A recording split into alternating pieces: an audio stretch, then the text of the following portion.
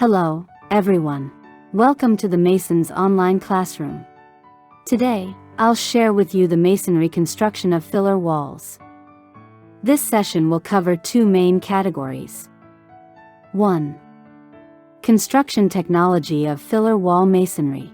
2. Construction for filler wall masonry. In reinforced concrete cast in situ frame structures, the walls primarily serve as filler walls. Filler walls play a crucial role in providing enclosure and separation for buildings. Let's start by learning the first part, the construction technology of filler wall masonry.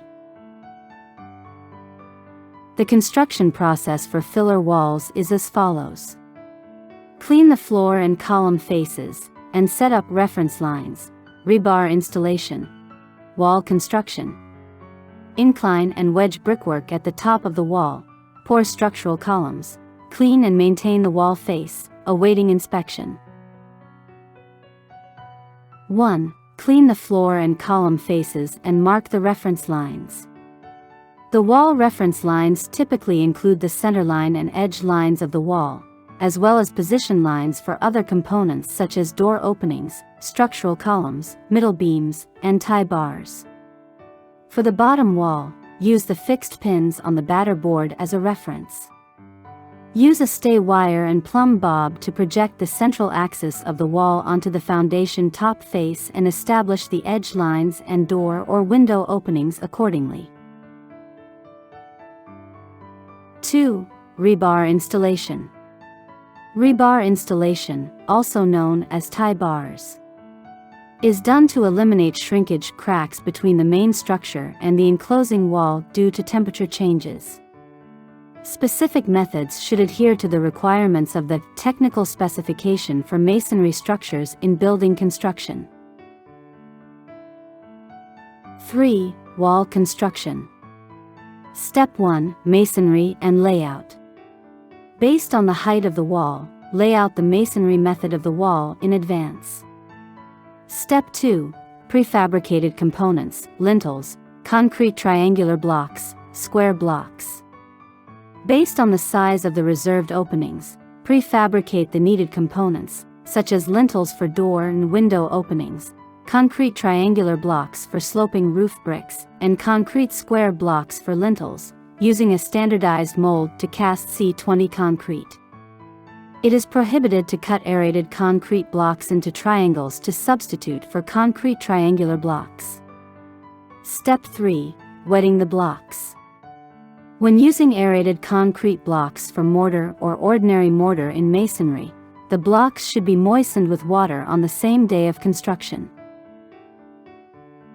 Note: do not water the blocks before masonry. Step 4. Pouring concrete backfills around kitchen and bathroom.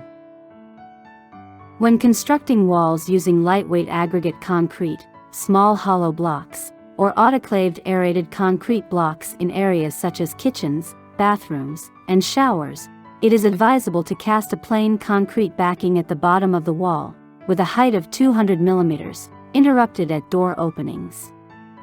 Step 5. Setting guidelines before masonry. For partition walls without waterproofing requirements, start with cement brick cornering, i.e., use solid bricks to construct the base of the wall, and then proceed with masonry by hanging guidelines. This method effectively controls verticality and smoothness. 4. Incline and wedge brickwork at the top of the wall. The filler wall for the Vierendeel girder should be reserved 18 to 20 centimeters below the beam. After an interval of approximately 1 week, proceed to diagonally fill and compress tightly using solid bricks, ensuring that the mortar is full and complete. The 1-week interval is intended to allow the newly constructed wall to undergo its own settlement, and the diagonal filling helps reduce the shrinkage of mortar joints. This approach aims to prevent cracking at the bottom of the beam caused by the settlement of the wall. 5. Pour structural columns.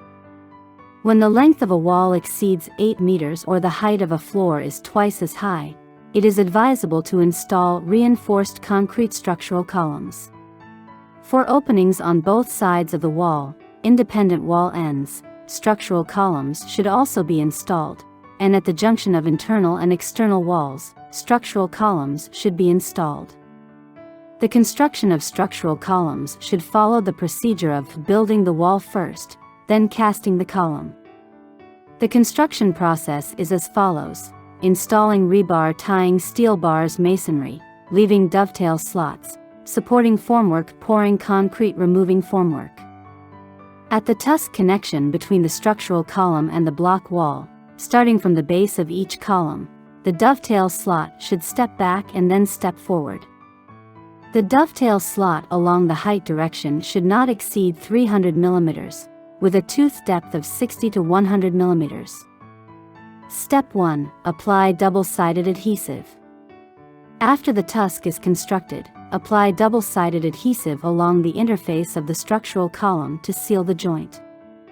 The double-sided adhesive should be applied smoothly, with a clear interface. Step 2. Install the formwork. The formwork must be tightly attached to both sides of the wall and secured with anchor bolts to prevent the formwork from leaking mortar. For filler wall structural column formwork, a trumpet-shaped opening should be set at the top, with the installation height exceeding the bottom of the beam by 10 to 20 mm, ensuring dense concrete casting. Step 3. Pour concrete into the structural column. First, remove debris, such as loose soil and brick scraps, and moisten the formwork with water. Inject 50 mm thick cement mortar with the same ratio as the concrete into the formwork, then pour and vibrate the concrete column in sections. During vibration, it is strictly prohibited for the vibrating tool to come into contact with the brick wall. 6. Clean and maintain the wall face, awaiting inspection. A. First, remove the mortar splatter from the wall surface. B. Clean off floating ash from the block surface. C. Repair minor defects. D. In hot and dry weather, sprinkle water moderately to facilitate cement hydration. Finally, let's explore Part 2, considerations for filler wall masonry. 1. Construction height. Under normal conditions, the daily construction height for brick and small block walls should be limited to 1.5 or scaffold height. Strictly prohibit once and for all construction to the top. 2. Staggered construction. When building filler walls, staggered construction is required. The length of the autoclaved aerated concrete block placement should not be less than 1/3 of the block length, but the minimum placement length should not be less than 150 mm, and vertical joints should not exceed 2 mortar joints. That concludes our lesson for today. Thank you all for watching.